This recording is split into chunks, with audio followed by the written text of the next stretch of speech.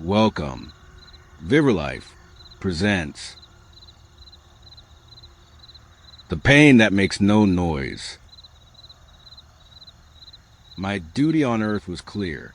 I did not come to conquer, nor to persuade, nor to be remembered.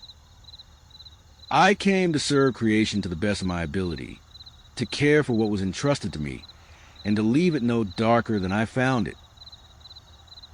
Some lives make no noise. Some pains do not announce themselves. They do not arrive with drama, nor with a moment others can point to and understand. They are already here, in silence, persistent, even when no one sees them.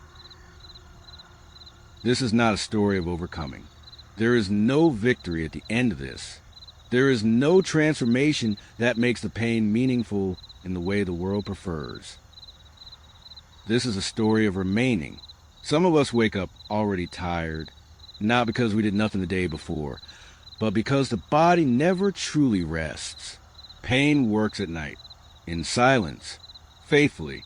By morning, it has already completed its task. The world respects visible struggle. It understands casts, bandages, blood, urgency. It knows how to react to emergencies. But it does not know what to do with endurance that has no end date, with bodies that function just enough to be ignored. There are pains with no witnesses.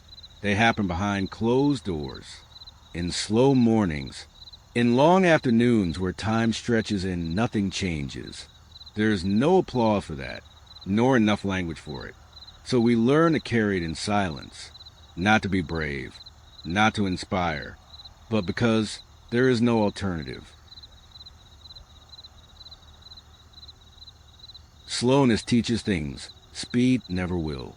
It strips life down until only what truly remains is left. Breath, awareness, memory, when the body can no longer rush forward. The soul is forced to remain present. I do not believe pain is a punishment, nor do I believe it is a lesson sent from above.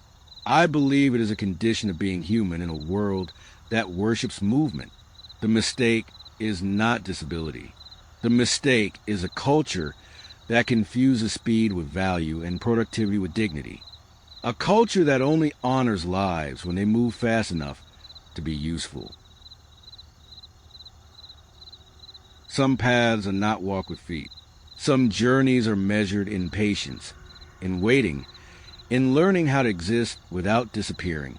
Remaining is not failure. Remaining is not weakness. Remaining is not giving up. It is choosing to stay present in a body that no longer cooperates with the stories others expect.